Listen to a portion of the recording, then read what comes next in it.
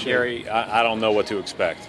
I watched him play 3-on-3 yesterday. He looked good to me. So, hopefully that he can give us what he gives us, and that is, a skilled offensive guy and a guy defensively with some size. What have you seen from this Jazz team since they made the move at trade deadline? They're playing great.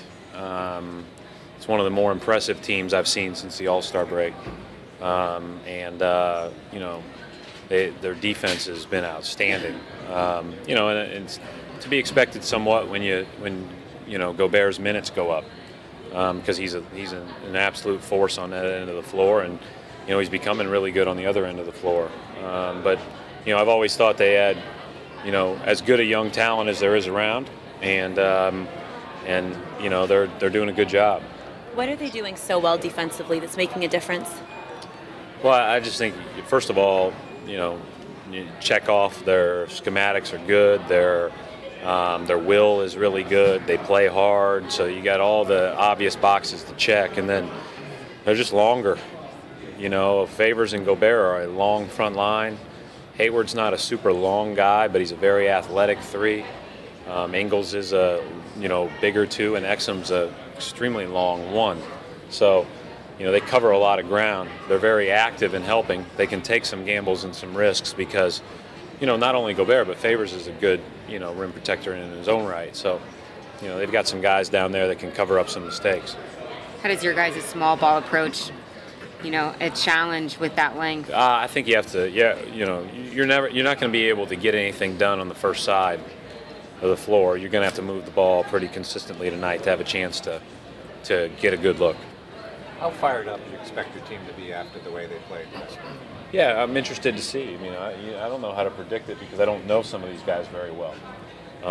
But we didn't play very well. Now, like I said last night, we could have played great, and we might have still not been able to get over the hump against those guys playing the way they were last night. But we made so many errors that we need to do a better job of controlling on both ends. That we'll see how we respond, but that's going to be a critical part of the next month and a half, because you're going to have some ups and downs, but you better be able to get over the downs pretty quickly. You guys have been pretty successful, obviously, with the small ball, but how much will it help having Kelly back, another legitimate seven to match certain teams? And I think, and I was too, but I think we all reacted probably more to just a couple of good quarters, than anything else over the last week. Really didn't play all that great for a lot of the games that we were, the Charlotte game we were down big, the Knicks game we were down 6.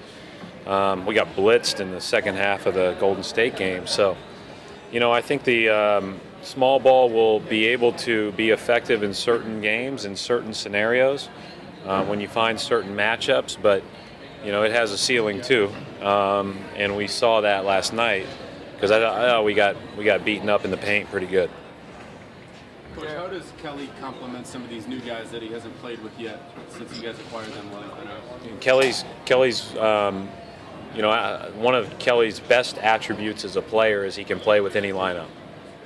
He's not, no matter what the skill set of the guy next to him on the front line is, he complements that person. If it's a rim roller and not a skilled guy, he complements him. If it's a skilled guy, it's just another skilled guy on the court. So that's his greatest strength, in my opinion.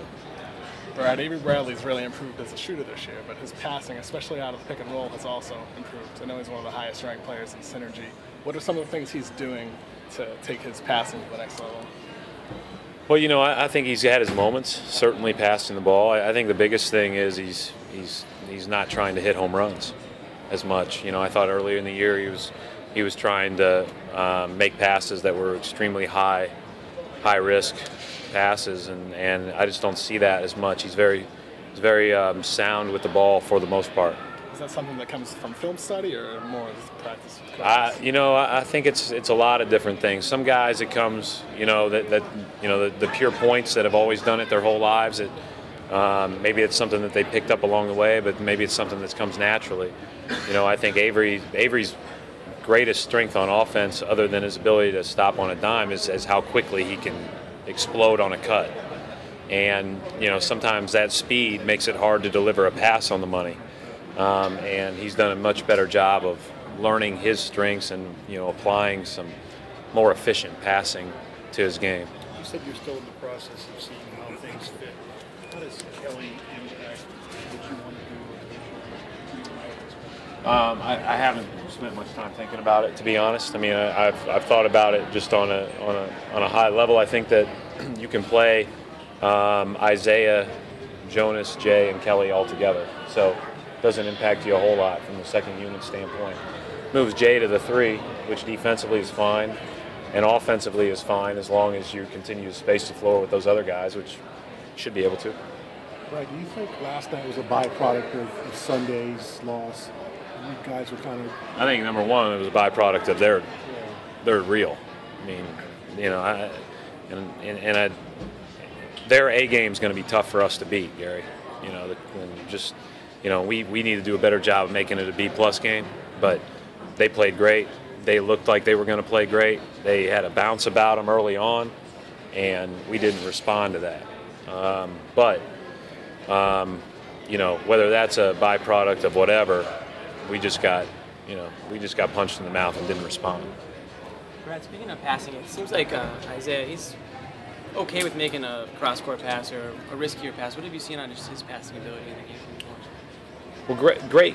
I think great point guards, especially great playmakers, and guys like Isaiah who have to do a lot for us to have a chance to get inside the paint and make plays for others.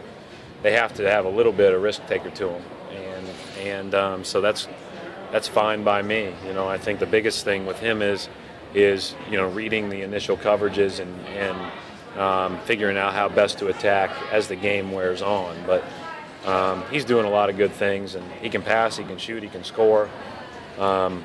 Again, he's added to us, that's for sure, and passing's a part of that.